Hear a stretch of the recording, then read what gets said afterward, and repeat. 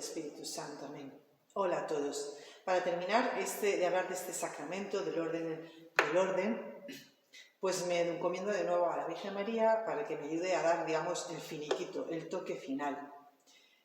Voy a tomar un poquito la carta a los hebreos, porque si queremos saber algo del sacerdocio, forzosamente tenemos que meditar esta carta, que nos sintetiza también lo que es el sacerdocio como tal, lo que significa la palabra sacerdote, que explica de manera tan luminosa cómo el culto antiguo del Antiguo Testamento cayó por Jesucristo. En Jesucristo aquel culto se cumplió y se abrió paso a la alianza nueva, a la alianza que nosotros hemos recibido, el nuevo pueblo de Israel.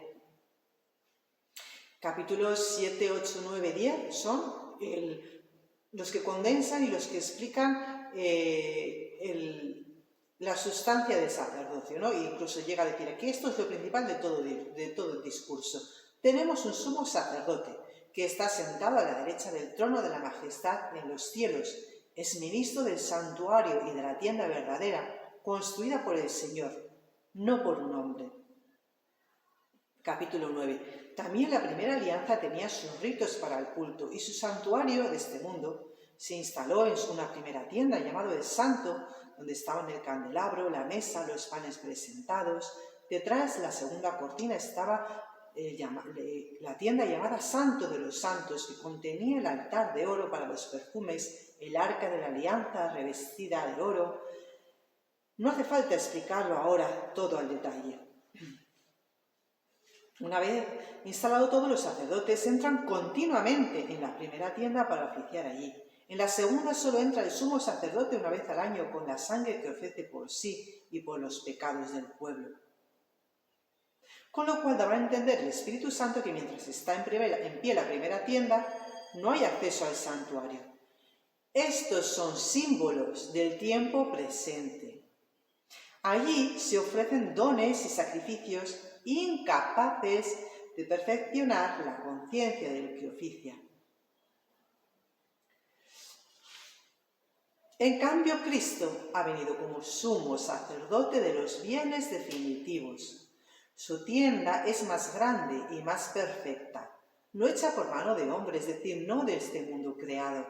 No lleva sangre de machos cabríos ni de becerros, sino la suya propia. Y así ha entrado en el santuario una vez para siempre, consiguiendo la liberación eterna. Si la sangre de machos cabríos y de toros, la ceniza de una becerra santifican con aspersión a los profanos devolviéndoles la pureza externa, ¿cuánto más la sangre de Cristo, que en virtud del Espíritu Eterno se ha ofrecido a Dios como sacrificio sin mancha, podrá purificar nuestra conciencia de las obras muertas para que demos culto al Dios vivo? Pues bien, Cristo entró no en un santuario construido por hombres, imagen del auténtico, sino en el mismo cielo para ponerse ante Dios, intercediendo por nosotros. Tampoco se ofrece a sí mismo muchas veces, como el sumo sacerdote de la antigua alianza, que entraba en el santuario todos los años y ofrecía la sangre ajena. Si hubiese sido así, tendría que haber padecido muchas veces desde la fundación del mundo. De hecho, Él se ha manifestado una sola vez al final de los tiempos para destruir el pecado con el sacrificio de sí mismo. Por cuanto al destino de los hombres es morir una sola vez, después de la muerte el juicio, de la misma manera Cristo se ofreció una sola vez para quitar los pecados de todos. La segunda vez aparecerá sin ninguna relación al pecado para salvar a los que lo esperan. Así pues, teniendo libertad para entrar en el santuario, en virtud de la sangre de Jesús, contando con el camino nuevo y vivo que Él ha inaugurado para nosotros a través de la cortina, es decir, su carne, teniendo un gran sacerdote al frente de la casa de Dios, acerquémonos nosotros con corazón sincero, llenos de fe, con el corazón purificado de mala conciencia y con el cuerpo lavado de agua pura. Este es el bautismo. Mantengámonos firmes en la esperanza que profesamos, porque es fiel quien hizo la promesa. conforme a esta voluntad, todos quedamos santificados por la oblación del cuerpo de Jesucristo, hecha una sola vez para siempre. Con una sola ofrenda ha perfeccionado definitivamente a los que van siendo santificados. Lo testigo al Espíritu Santo. Así será la alianza que haré con ellos. Pondré mis leyes en sus corazones, las escribiré en su mente. Y ya no me acordaré de sus pecados ni de sus culpas. Ahora bien, donde hay perdón, no hay ofrenda por los pecados. Y así, repito, contando con el camino nuevo y vivo a través de la cortina que Él ha inaugurado, o sea, de su carne, mantengámonos firmes en la esperanza que profesamos, porque Él es fiel quien hizo la promesa. Teniendo un gran sacerdote al frente de la casa de Dios, acerquémonos con corazón sincero y llenos de fe, con el corazón purificado de mala conciencia y con el cuerpo lavado de agua pura. Aquí está el resumen del santo sacrificio de la misa, que es el mismo del sacrificio de la cruz, el resumen del sacerdocio de Cristo, sumo eterno sacerdote, que es aquel verdadero sacerdocio del cual los sacerdotes ordenados ahora no son nada más que ministros suyos. Solo hay un único y verdadero sacerdote. Repetición continua de la primera idea, de lo esencial de lo que es este sacramento del orden, de lo que es el sacerdocio. Vamos a ver brevemente algunas condiciones para recibir lícitamente este sacramento del orden. Hay condiciones que son de derecho divino, o sea, que Dios las ha querido como tal. Y hay condiciones que son de disposición de la Iglesia, de derecho de la Iglesia, y las dos son requeridas, tipos de condiciones, para que este sacramento sea recibido lícitamente. Las primeras condiciones de derecho divino o voluntad divina es que exista una llamada específica de Dios, con una recta intención del candidato que busque siempre la gloria de Dios, el bien de las almas y la propia santificación, con una sólida vida de piedad, de mortificación, pues veremos con el sacramento de la penitencia un poquito esto de la mortificación, con un deseo de servir.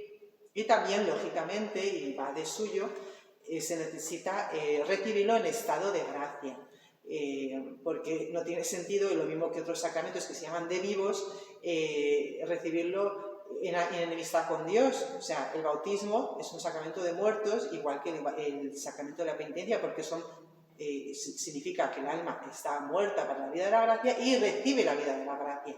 Pero los otros sacramentos se deben recibir en estado de gracia, porque si no, es como que se anula el efecto de la gracia del sacramento, entre comillas, porque no tiene sentido recibir un sacramento como, yo que sé, del sacerdocio o la confirmación o el matrimonio, estando en amistad con Dios. Es una contradicción en términos, no tiene ningún sentido, ¿no?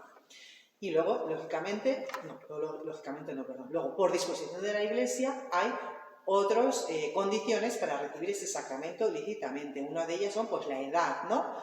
Para ser diácono, pues por lo menos 23 años. Si quiere ser diácono permanente con esposa, tiene que tener la licencia de la esposa, o sea, el permiso o el visto bueno de la esposa, y tener al menos 35 años. Para recibir el presbiterado, ahora mismo el derecho canónico dice 25 años, para ser obispo 35.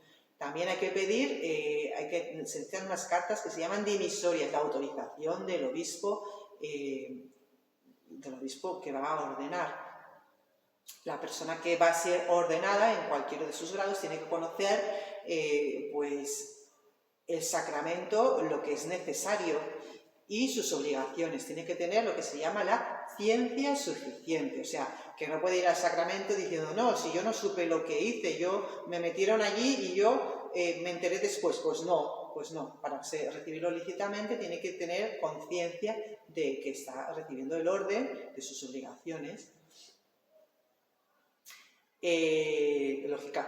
También tiene que haber recibido los sacramentos de la iniciación cristiana, entre ellos la confirmación, pues que la confirmación significa esta plenitud del Espíritu Santo, y este orden sacerdotal que precisamente está para comunicar la gracia y dar a Dios a los hermanos y llevar a los hermanos a Dios, implica el desarrollo de los dones del Espíritu Santo. Por lo tanto, el sacramento de la confirmación tiene que estar recibido, que es el sacramento del Espíritu Santo.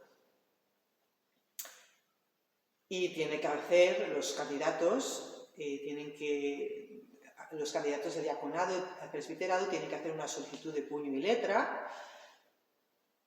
Y bueno, hay todo un rito a la admisión para el presbiterado y el diaconado.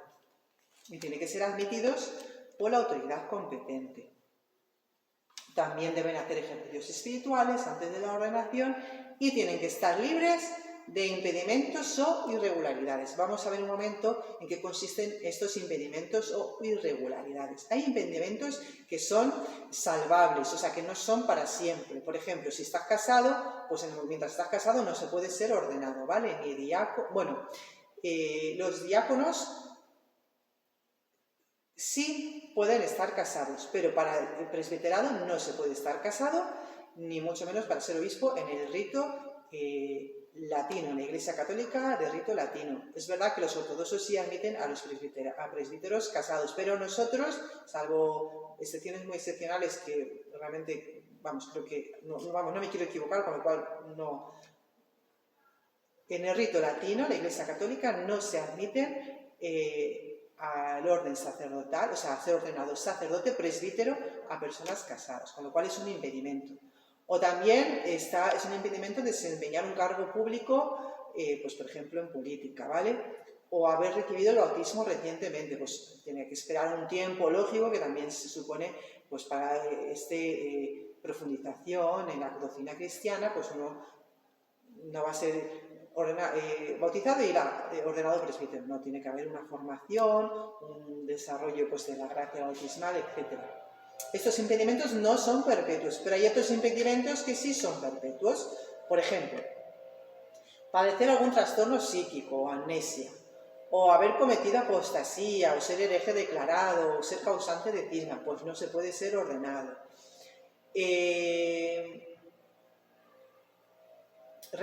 Haber intentado recibir el matrimonio y teniendo algún impedimento por voto perpetuo de castidad, pues entonces esta persona se ha hecho indigna de recibir el presbiterado, porque si se quería casar y luego y tenía votos, pues eso le hace impedir, se le convierte en un impedimento para recibir los órdenes, el orden presbiteral, ¿de acuerdo?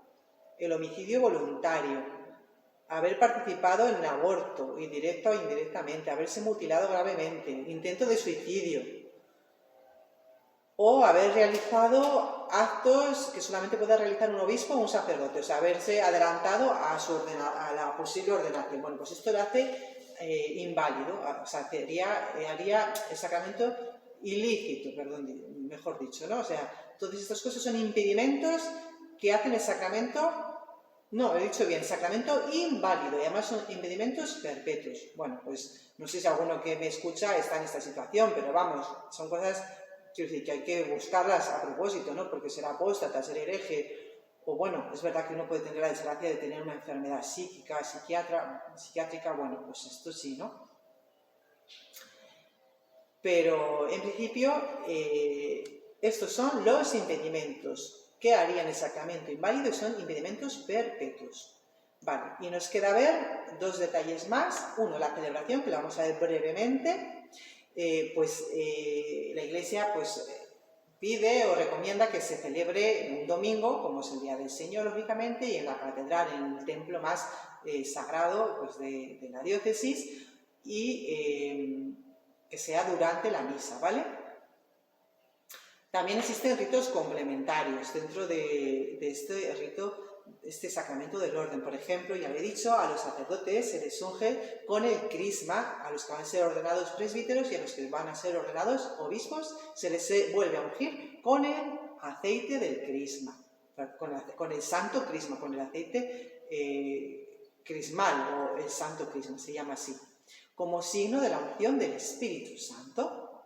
Al obispo se le entrega el anillo, la mitra y el báculo, que es el símbolo de la potestad que adquiere sobre su diócesis. que va a ser pastor de su diócesis. También se le entrega unos evangelios. Al presbítero se le entrega la patena y el cáliz, pues que va a ser con los que van a celebrar la misa. Y al diácono se le entrega el libro de los evangelios. El hecho de ser ordenado sacerdote, presbítero, diácono u obispo, o sea, de recibir el sacramento del orden, comporta unas obligaciones, ¿vale? Ya hemos dicho que para ser diácono permanente sí que podría estar casado, ahora mismo según la reforma, diaconado permanente, ¿no? Pero para ser ordenado sacerdote como tal, o sea, lo que ya es el servicio sacerdotal, es decir, presbítero y obispo, es necesario el celibato sacerdotal. Célibe no significa otra palabra que soltero. Y hay dos razones, ¿vale? Hay dos tipos de razones. Una que son las de cristológicas, digámoslo así, las que se refieren a Cristo, y otra que son razones de la Iglesia.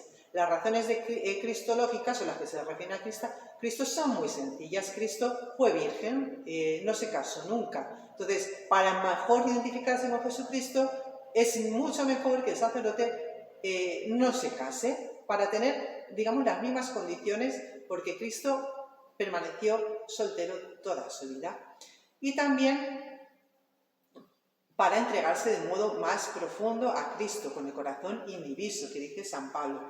Pues si uno está casado, pues forzosamente tiene que dedicar mucho tiempo, esfuerzos y dedicación a su familia, y una persona casada por la Iglesia, o sea, con un matrimonio cristiano, esa es la manera de dedicarse a Cristo. Pero un sacerdote que está enteramente consagrado a Cristo para dar a todos sus hermanos, llevar a Cristo al Padre, llevar a todos a Cristo y con Cristo al Padre, si se casa tendría muchas más dificultades de dedicarse a todo el pueblo de Dios, ¿no? Porque forzosamente tendría que ocuparse de su familia. Bueno, pues esa es otra razón cristológica. Cristo permaneció soltero.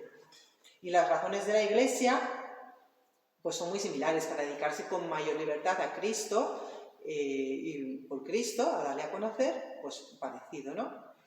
Para ser más libre en Cristo y por Cristo. Porque además el sacerdote representa a Cristo mismo y Cristo le pertenece a la Iglesia, o sea, Cristo es el esposo de su esposa, la Iglesia, ¿no? Entonces el sacerdote está llamado a identificarse con Cristo esposo y hacerse el esposo de la Iglesia que le es encomendada, ¿no? Esa imagen de Cristo sacerdote, Cristo esposo. Entonces de esta manera se identifica mejor con Cristo esposo. Y de esa manera pertenece a toda la Iglesia esposa. Y también, curiosamente, pero es muy curioso, y lo mismo que las personas casadas engendran hijos, y si son casadas en Dios con el matrimonio engendran hijos para Dios, pues es que mucho más el sacerdote que está llamado por su celibato, por su identificación con Jesucristo, a llevar almas, a engendrar las almas para Dios. Y esto que constituye la fecundidad propia de su sacerdocio, ¿no? De ser fecundo y ejercer su paternidad, o sea, ser padre de las almas, paternidad en Cristo. Y como este don del celibato, de la soltería voluntario, que primero que es voluntario y es totalmente libre, es un don de Dios, es que dice San Agustín que por sus fuerzas no podía, ¿no? Cuando se abandonó a Dios, él consiguió esa gracia de la castidad, pues lo mismo. Esto es un don de Dios y por lo tanto, y al mismo tiempo forma parte de una decisión humana, ¿no? Entonces, por lo tanto, la Iglesia sí puede pedirlo, de hecho lo pide, porque como igual que la Iglesia no obliga a nadie a ser sacerdote, pues la Iglesia no obliga a nadie, pero sí pone sus condiciones para quien desee serlo, y una de ellas es el permanecer soltero. Otra obligación del sacerdote es buscar la santidad de vida, es decir, asemejarse con Cristo, ser otro Cristo. Ellos tienen una serie de obligaciones por el hecho de ser sacerdotes, tienen que rezar todo el oficio divino, tienen que tener a la misa por el centro de la vida, de su vida. Bueno, son cosas como muy elementales. Tienen la obligación de mostrar respeto al vicario de Cristo, al Papa y a su obispo, que les deben obediencia según la misión que les da en la diócesis.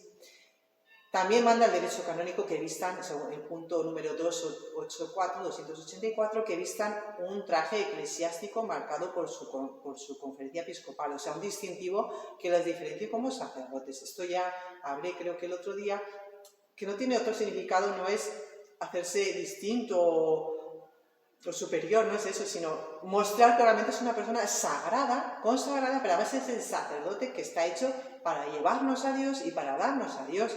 Entonces, eso le hace distinto, ciertamente le hace distinto del resto de nosotros, que no somos sacerdotes, y eso no es un honor al modo, es un honor, es un privilegio, pero no es un honor al modo humano, ¿no? Que diría Jesús, que los fariseos se dan palmaditos unos a otros y entre ellos pues se hacen venias. No, es un privilegio, pero que es un privilegio a nuestro servicio. Entonces, para eso sirve ese distintivo y además, pues qué bonito, ¿no? ¿Cuántas veces, lo mismo que un médico cuando tiene una persona que cae de repente enferma y un médico, si una persona ya le identifica en el hospital, mira, ahí está el médico, pues no tiene que andar buscando ni chillando, ahí está el médico, ¿no? Pues lo mismo, nosotros estamos tantas veces enfermos o muertos del alma, si vemos el signo visible de quien nos puede ayudar para rescatarnos, nos ayuda porque ya solo el hecho de verlo visualmente nos abre la perspectiva de la eternidad, que no estamos aquí, estamos hechos para la vida eterna, no estamos hechos para una vida terrena, animal o de gusano, ¿no? Estamos pensados pues para identificarnos con Cristo, ser sacerdotes, profetas, reyes y para la vida eterna, para el cielo. Y el hecho de ver visualmente a un sacerdote nos hace pensar inmediatamente en el cielo y nos hace pensar en que esa persona nos puede ayudar a llevarnos al cielo. Y también a los sacerdotes, lo sabemos positivamente, les ayuda ir con este distintivo primero, porque se hacen como más receptivos, se hacen más visuales y más receptivos a que otras personas les puedan pedir ayuda, entonces pueden cumplir mejor su función para lo que están. Y también les ayuda porque les puede separar, y de hecho les separa pues de circunstancias, de las ocasiones, que diría Santa Teresa. ¿Cómo alejarse del pecado? Pues lo primero que hay que hacer es cortar con las ocasiones de pecado, lo que me lleva al pecado. Si lo que me lleva al pecado es ver pornografía, pues no veas pornografía. Ya ver pornografía es un pecado, ¿no? Bueno, pues quita el internet o restríngelo a ciertas horas. Pues lo mismo, si yo soy sacerdote y hay situaciones que me pueden comprometidas, que me pueden llevar a confusión, y si voy vestido de sacerdote eso lo evita, pues esto favorece la propia condición del sacerdote, ¿no? De su propia misión. Bueno, también otra obligación del sacerdocio es les da una dignidad especial y esto hace que la Iglesia no le permita que le ejerzan ciertas actividades. Insisto, esta dignidad especial no es según el mundo. El conde y la marquesa y el ministro de gobierno y yo qué sé qué. No, esta dignidad especial es íntima, interior, se traduce al exterior y es por la elección de Jesucristo. Y esta elección de Jesucristo es para llamar a ser pastores y a morir como Él en la cruz, para resucitar como Él en la cruz. Con lo cual no es una dignidad de privilegio, o sea, de privilegio según el mundo, para que todo el mundo me haga venias. No, es una dignidad para servir mejor. Y por consiguiente la Iglesia pues quita ejercer ciertas actividades, por ejemplo política o administrar bienes de otras personas, ejercer el comercio, participar en sindicatos o presentarse voluntariamente al servicio militar. Bueno, pues por el hecho de ser sacerdotes, la Iglesia en su derecho canónico refleja que no les permite ejercer ciertas actividades. Y también, lógicamente, los sacerdotes tienen que estar lo mejor formados posibles, de todo tipo, afectivamente, porque hoy en día es muy importante la formación afectiva, o sea, tener el corazón ordenado, y eso es una formación continua que sobre todo se da pues, por la práctica de los sacramentos, de la penitencia, la dirección espiritual, la oración constante, las buenas amistades, rodearse de personas que pueden ayudar a vivir una vida afectiva sana, equilibrada, ¿verdad?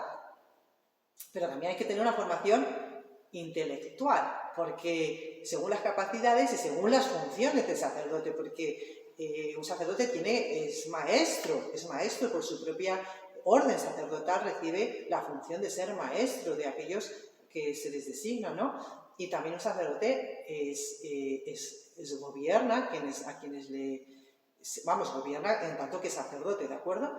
Y también podría ejercer la dirección espiritual, con lo cual es muy importante que el sacerdote esté muy bien formado. Por eso ellos estudian tantos años la teología, y no solo teología, sino otras disciplinas que les puedan ayudar para el ejercicio de su ministerio.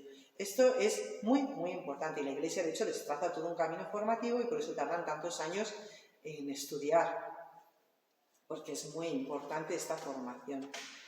También tienen que tener una sólida formación en la Sagrada Escritura, una formación en los sacramentos. Pues lo que yo estoy dando es nivel básico, ellos tienen que tener una formación muy solvente, ¿no?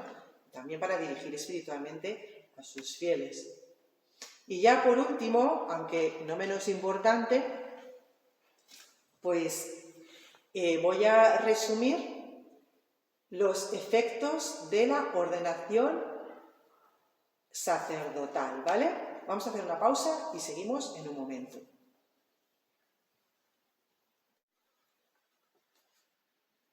Seguimos, vamos a ver los efectos de este sacramento del orden. El sacramento del orden lo que hace es configurar con Cristo sacerdote, profeta, rey, y confiere al que es ordenado esta gracia de ser identificado con Cristo cabeza, sacerdote, profeta, rey, en su triple dimensión de sacerdote, de profeta, de maestro, que en este caso es sinónimo, y de rey, o de pastor, que en este caso es sinónimo. El obispo, ¿cómo es configurado de esta manera? Pues muy sencillo. El obispo recibe en su diócesis a alguien, un pueblo a quien gobernar o a quien tratar, más que gobernar, al estilo, digamos, os repito otra vez, humano o mundano, es en tanto que pastor de guiar a sus ovejas. Guiar con fuerza, con prudencia, protegiendo del lobo, protegiendo de las malas doctrinas, protegiendo de las malas costumbres, enseñando, tratando con predilección a aquellos que más lo necesitan, evangelizando a aquellos que aún no conocen a Jesucristo, llevando a la cabeza la evangelización. Eso es en tanto que pastor. En tanto que maestro o profeta enseña, y enseña sobre todo el Evangelio, haciéndose a sí mismo modelo del rebaño, es decir, siendo ejemplo del Evangelio. Protege también, fundamental, lo que es la Sagrada Doctrina, las Escrituras. Eso es misión del obispo, que la palabra obispo significa también vigilante, también viene del griego, y es aquel que vigila. Cuidar la doctrina, vigilar, pues eso, la práctica de los sacramentos, que se celebren como la Iglesia quiere que se celebren, de hecho. Bueno, pues eso es misión del obispo. Y santificar, hacer santos, primero a sí mismo, pero ¿cómo se hace santo a sí mismo? Pues santificando, dando su vida por su pueblo que ha sido encomendado. Identificándose con la Eucaristía, con Cristo sacerdote que ofrece su vida por su pueblo, por nosotros. Pues lo mismo el obispo por su pequeño pueblo reunido, sin miedo a dar la vida por sus ovejas. ¿Cómo el sacerdote, el presbítero, ejerce su misión? ¿Cómo es ungido? Pues con la misma triple dimensión: sacerdote, profeta, rey, sacerdote, maestro, pastor, lo mismo. Tiene la misión de enseñar. El sacerdote siempre tiene la misión de enseñar, pero no matemáticas, no físico-químicas, sino de enseñar el Evangelio y predicar con su propia vida.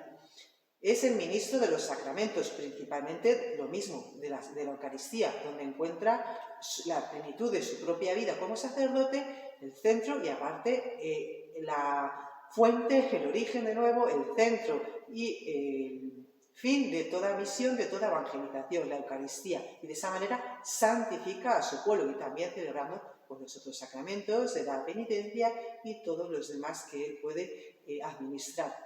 Y también tiene esa capacidad de regir o de ser pastor a la parroquia que se le ha sido encomendada, a las almas que se ponen a su cuidado. Pues tiene esa capacidad, esa gracia del Espíritu Santo que debe dejar que se desarrolle en estas almas que se le han encomendado como pastor de ovejas. Y el diácono recibe también esta gracia, pero de una manera ligeramente distinta, porque no es sacerdote. El obispo está en comunión con su obispo y los presbíteros de su diócesis y es ordenado para el servicio de la Iglesia.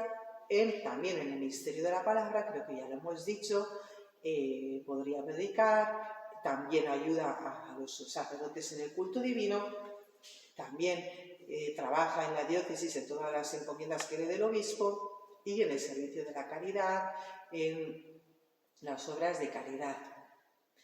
Y otro efecto, otra gracia derivada de esta ordenación es la que se llama, que ya hemos hablado bastante de ella, la potestad espiritual o la sagrada potestad o la sacra potestas. Y por esta sagrada potestad se pasa a formar tanto el obispo como el sacerdote como el diácono pasan a formar parte de la jerarquía de la Iglesia. Voy a explicar brevemente qué significa esta palabra de jerarquía de la Iglesia, porque a veces de tanto utilizarla se manipula mucho y siempre que uno habla de la jerarquía, a veces, muchas veces, tiene ese efecto de sospecha o de desconfianza, la jerarquía. Y también como eso, como que es un organismo pues de poder, de dominio, ¿no? Bueno, pues la palabra jerarquía no es nada del otro mundo, también viene del griego, como siempre, o del latín o del griego, y se descompone en dos, hiero, jerarquía, hiero, que es todo lo que se refiere a lo sagrado en griego, todo lo que se refiere a Dios, se dice con la palabra hiero, es la raíz en griego de la palabra sagrado, lo que se refiere a Dios, y de ahí viene hier, y luego arquía viene de arge, que es una palabra también en griego que no significa otra cosa más que principio, fundamento, comienzo, es decir, el sustento de lo sagrado. O sea, al final, decir orden sagrado o jerarquía es decir prácticamente lo mismo, o sea, es decir, son las personas que han sido consagradas en el servicio personal, particular, de Dios para acercar al pueblo a Dios y Dios acercarse a nosotros, los sacerdotes ministeriales. Por lo tanto, este sacramento del orden, por su propia naturaleza y por el propio significado de la palabra jerarquía, principio sagrado, orden sagrado o fundamento sagrado, pues por este propio significado de las palabras mismo, el sacramento lo que hace a estos ordenados en sí mismos miembros de esta jerarquía, de este orden sagrado. O sea, no quiere decir miembros de un poder espiritual,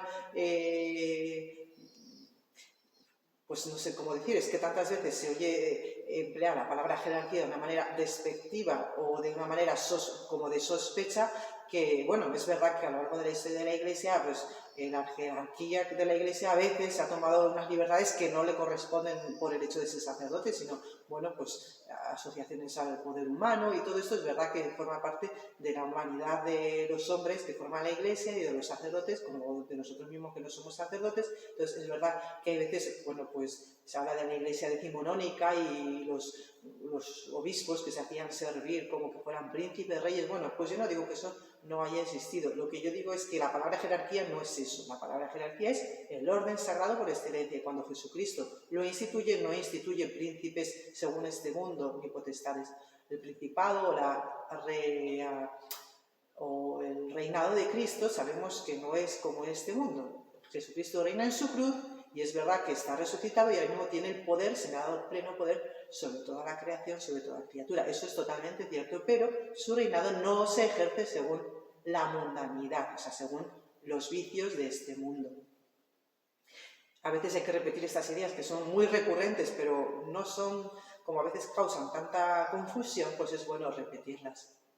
Bueno, pues yo creo que con esto que hemos estado explicando, ya tenemos una idea bastante aproximada de lo que es el sacerdocio católico, el sacerdocio ministerial, el orden, el sacramento del orden, que aunque los diáconos ya hemos dicho varias veces que no son sacerdotes, pero sí reciben el sacramento, bueno, pues hemos hecho, yo creo que una explicación bastante completa, pero también muy resumida, muy concisa de lo que significa este sacramento. Espero que os haya servido a todos. Y para terminar voy a repetir estas palabras de San Gregorio Nacianceno que están aquí en